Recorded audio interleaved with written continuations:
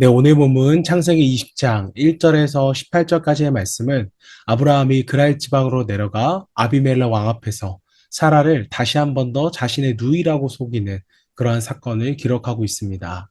자, 이 사건은 앞선 창세기 12장에서 애굽에서 있었던 실패와 매우 비슷한 모습으로서 믿음의 조상 아브라함도 동일한 실수를 반복했음을 우리에게 보여줍니다.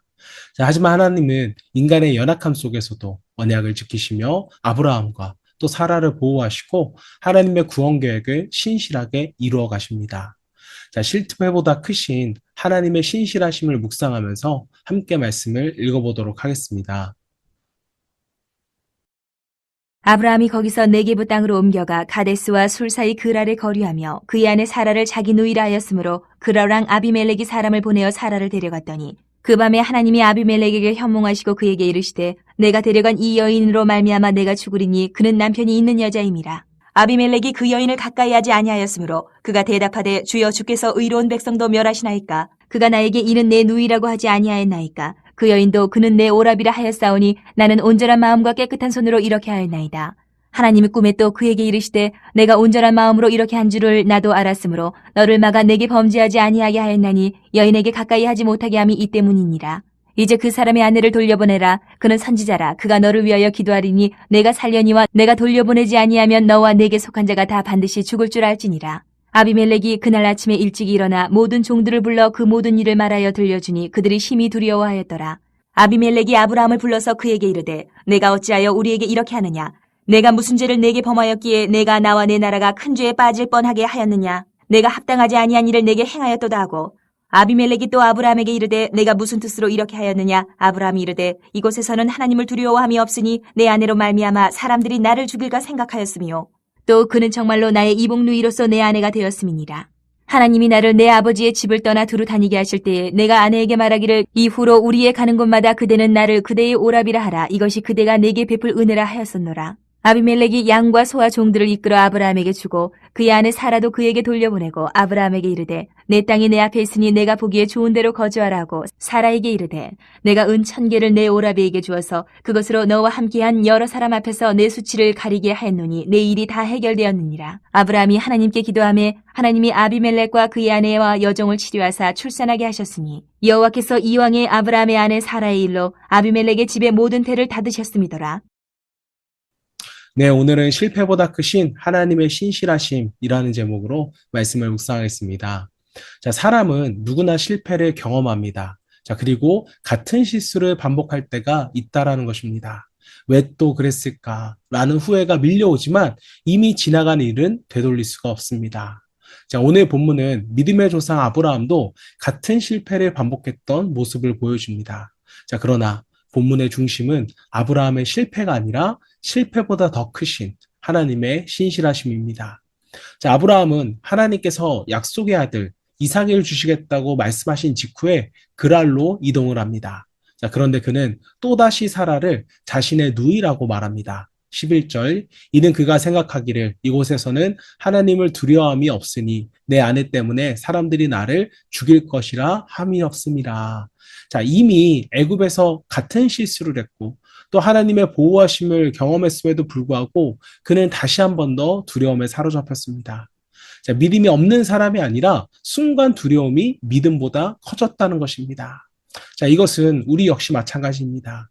하나님의 은혜를 여러 번 경험했음에도 불구하고 또 새로운 문제가 찾아오면 다시 염려하고 걱정을 합니다. 자, 어제의 은혜가 오늘의 믿음을 자동으로 보장하지는 않는 것입니다. 자, 그래서 우리는 날마다 하나님을 의지해야 하는 것입니다. 믿음은 과거의 경험을 자랑하는 것이 아니라 오늘도 하나님을 신뢰하는 삶인 것입니다. 자, 아비멜렉은 사라를 자신의 궁으로 데려갑니다. 자, 인간적으로 보면 하나님의 약속이 무너질 위기였습니다. 이제 곧 이삭이 태어나야 하는데 사라가 다른 왕의 궁에 들어간 것입니다. 자, 그러나 하나님께서는 밤에 아비멜렉에게 나타나 말씀하십니다. 3절, 내가 데려간 이 여인으로 말미암아 내가 죽으리니 그는 남편이 있는 여자임이라. 자, 하나님은 아브라함이 아닌 하나님 자신이 직접 개입을 하셨습니다. 자, 심지어 하나님은 아비멜렉이 사라를 가까이 하지 못하도록 막으셨습니다. 자, 이 장면은 하나님의 약속이 사람의 완전함으로 이루어지는 것이 아니라 하나님의 신실하심으로 이루어진다라는 것을 우리에게 보여주는 것입니다. 자, 우리도 넘어질 때가 있습니다. 실수할 때도 물론 있습니다. 자, 그러나 하나님은 자신의 약속을 포기하지 않으십니다. 우리의 신실함보다 하나님의 신실하심이 훨씬 크기 때문입니다. 자, 그러므로 우리의 소망은 나 자신에게 있는 것이 아니라 언약을 끝까지 이루시는 하나님께 있습니다. 자, 놀랍게도 하나님은 아비멜렉에게 말씀하십니다. 7절. 그는 선지자라 그가 너를 위하여 기도하리니 내가 살려니와. 자, 방금 거짓말했던 아브라함을 하나님은 여전히 선지자라고 부르십니다. 자, 하나님은 그의 실패만 보지 않으셨습니다. 하나님께서 부르신 사명을 기억하고 계셨습니다. 자, 결국 아브라함은 아비멜렉을 위해서 기도했고 하나님께서는 그의 집안을 다시 회복시키셨습니다. 자, 이 장면은 복음의 놀라운 은혜를 우리에게 보여줍니다. 자, 하나님은요, 완벽한 사람을 사용하시는 것이 아니라 회개하고 하나님께 돌아오는 자를 사용하십니다. 자, 실패는 여러분 끝이 아닙니다. 하나님께 돌아오면 실패는 하나님의 은혜를 더 깊이 경험하는 통로가 됩니다. 자, 우리의 과거가 하나님의 미래를 막을 수는 없습니다. 하나님께서는 넘어졌던 베드로를 다시 일으켜 교회의 기둥으로 사용하셨고 또 실패했던 아브라함도 다시 믿음의 조상으로 세워주셨습니다. 자, 오늘 우리에게도 동일한 은혜가 있습니다. 혹시 반복되는 연약함 때문에 낙심하고 계십니까? 하나님은요, 우리를 포기하지 않으셨습니다. 우리의 실패보다 하나님의 은혜가 더 크기 때문에 또 우리의 연약함보다 하나님의 신실함이 더 강하기 때문에 자, 그러므로 오늘도 우리 자신이 아니라 끝까지 언약을 이루시는 하나님을 바라보며 살아가기를 주님의 이름으로 축원합니다. 이 시간 우리 함께 기도하실 때 두려움보다 하나님의 약속을 신뢰하는 믿음을 주시고 반복되는 연약함 속에서도 우리가 낙심하지 않고 하나님의 은혜를 붙잡기를 소망하며 함께 기도하겠습니다.